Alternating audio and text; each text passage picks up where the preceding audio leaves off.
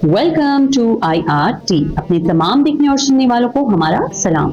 दोस्तों, पिछली वीडियो में हमने आपको बताया कि कैसे बांग खान और चंगेज खान की दोस्ती दुश्मनी में बदल गई और किस तरह बांग खान की कत्ल की साजिशें की गई और किस तरह से उसको कत्ल कर दिया गया। दोस्तों, आज मैं आपको चंगेज खान की एक और जंग के बारे में बताऊंगी जो उसने टेंगट के खिलाफ। लेकिन उससे पहले अगर आप हमारे चैनल पर नए हैं तो हमारे चैनल IRT को जल्दी से लाइक कर दें और सब्सक्राइब कर दें। दोस्तों, बांग खान के कत्ल के बाद उसके कबीला जिसका नाम खराबत था वो भी साथ ही खत्म हो गया और इतने बड़े सरदार को खत्म करने के बाद चंगेज खान की मकबूलियत में और भी इजाफा हो गया। उसका खौफ और धाक लोगों के दिलों में बैठ गई, लिहाजा कोई भी उसके खिलाफ कुछ भी करने से पहले 1000 बार सोचा करता था। दूसरी तरफ चंगेज खान अपने आप को और भी मजबूत करने की कोशिशें कर रहा था। वो अपने खुदा से यही दुआ करता था कि मेरे जानसारों और वफादारों में मजीद इजाफा हो जाए ताकि वो इक्तिदार आला कायम कर सके। और हुआ भी कुछ यूं ही। कुछ ही अरसे में उसने अपनी काविशों से एक बहुत बड़ा फौजी दस्ता तैयार कर लिया जो कि किसी तरह की जंग के लिए भी दुश्मन के खात्मे के लिए काफी था। दोस्तों, चंगेज खान अब इतना मजबूत हो चुका था तो वो सहराए गोबी के तमाम कबाइल को मुश्तरका रियासत बनाने का सोच रहा था कि तमाम इत्तेहादी कबाइल को एक हो जाना चाहिए ताकि दुश्मन कबाइल से लड़ना आसान हो जाए। यूं सहराए गोबी को तमाम दरपेश मुश्किलात से निजात मिल जाएगी। अब उसके लिए इसने अपने तमाम इत्तेहादी कबाइल के सरदारान को इकट्ठा किया ताकि उनके सामने अपनी ये सोच रख सके। अब सब यही सोच रहे थे कि इन सब कबाइल का सरदार अजीम कौन होगा। दोस्तों, मंगोलों में ये दस्तूर हुआ करता था कि जब उनको किसी मामले की समझ नहीं आती थी तो वो नजूमी बुलवाया करते थे और इससे मदद लिया करते थे।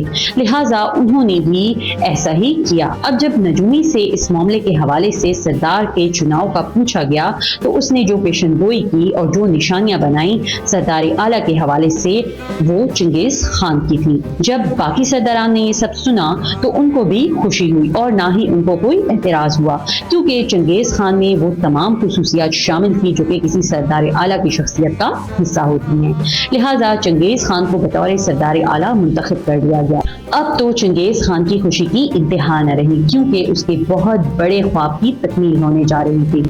दोस्तों, उस वक्त चंगेज खान की उम्र 46 बरस थी। उसको सरदार आला का मनसब तो मिल गया लेकिन अब उसका सबसे पहला काम ये था कि तमाम कबाइल को एक इकाई बनाया जाए।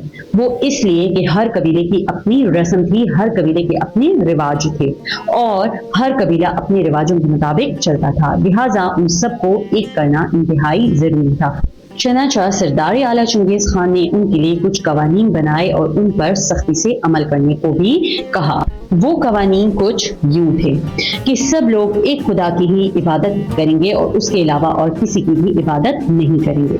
वालिदैन की इज्जत और फरमाबरदारी हर शख्स की पहली तरजीह होगी। छोटा भाई बड़े भाई से एहतराम से पेश आएगा और हमेशा उसकी इज्जत करेगा और बड़ा भाई भी हमेशा छोटे भाई पर शफकत से पेश आएगा।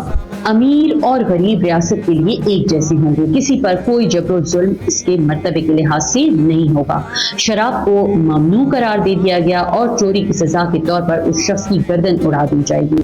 दोस्तों, इन कवानीन के बाद चंगेज खान ने ऐलान किया कि इन सब कवानीन से कोई भी शख्स बालातर नहीं होगा, हत्ता कि मैं भी नहीं। एक सरदार आला की हैसियत से मेरे ऊपर भी ये कानून लाजिम होंगे कि मैं भी इनकी पैरवी करूं।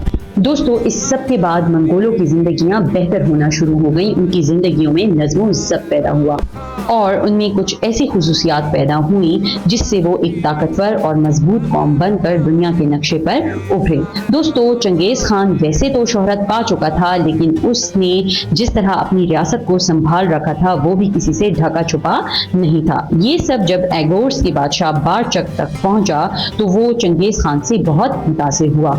एगोर्स के हुक्मरान बाशचक अब चंगेज खान का इत्तेहादी बनना चाहता था। वो उससे इस कदर मुतासिर था कि उसने चंगेज खान को एगोर्स पर हुक्मरानी की पेशकश कर दी। चंगेज खान को भी इस बात पर कोई एतराज ना था लेकिन उसके लिए चंगेज खान ने ये शर्त रखी कि बारचक अगर उसका इत्तेहादी बनना चाहता है तो वो उसकी खिदमत में कुछ कीमती तोहफे और जेवरात पेश करे। बारचक ने भी ऐसा ही किया। एगोर्स के हुक्मरान टंगट के सख्त खिलाफ थे।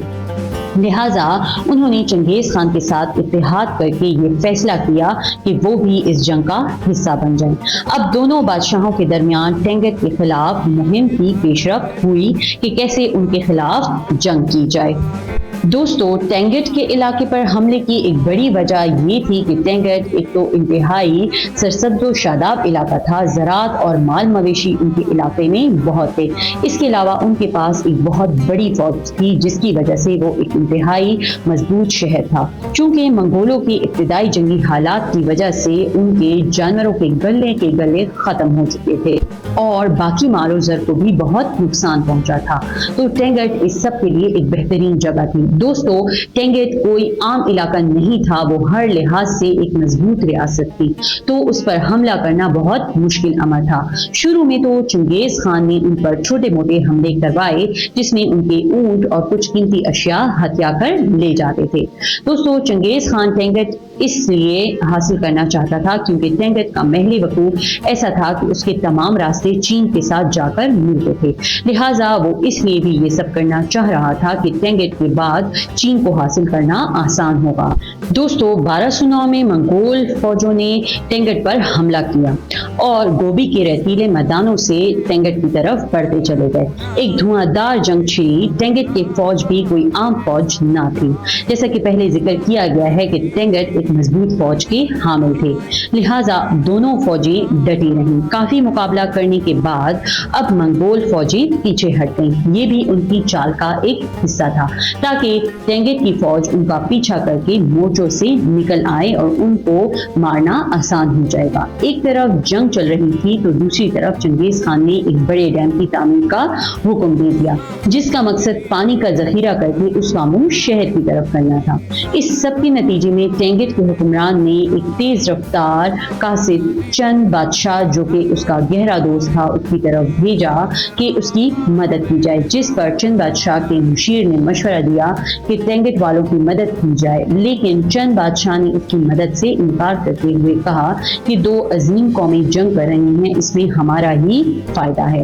خیر، دوسری طرف ٹینگٹ کے حکمرانوں نے بھی اپنی مدد آپ کو ہی ترجیح دی۔ اس نے منگولوں پر ایسی چھاپا مار کارروائی کی کہ پانی ڈیم سے باہر آ گیا اور منگول کیمپوں کی طرف سیلاب کی سی کیفیت بن گئی، اور ٹینگٹ والوں کا منصوبہ یہی تھا اور وہ اپنے اس منصوبے میں کامیاب بھی ہو گئے۔ اب چنگیز خان جس پوزیشن پر تھا وہ یہ تمام حالات برداشت نہیں کر سکتا، لہٰذا اس نے ٹینگٹ والوں سے صلح کرنے کو ہی ترجیح دی۔ اس سب کے لیے اس نے ٹینگٹ سے مدد کی اپیل کی۔ ٹینگٹ نے اس کو کثیر تعداد میں مال و زر، اونی سلکی کپڑے، اونٹوں کے گلے اور تربیت یافتہ باز پیش کیے۔ دوستو، آج کے لیے اتنا ہی۔ اگلی ویڈیو میں ہم آپ کو منگولوں کے چین پر حملوں کے بارے میں بتائیں گے۔ انشاءاللہ اگلی ویڈیو میں دوبارہ حاضر ہوں۔ اپنا بہت سارا خیال رکھیے گا۔ اللہ حافظ۔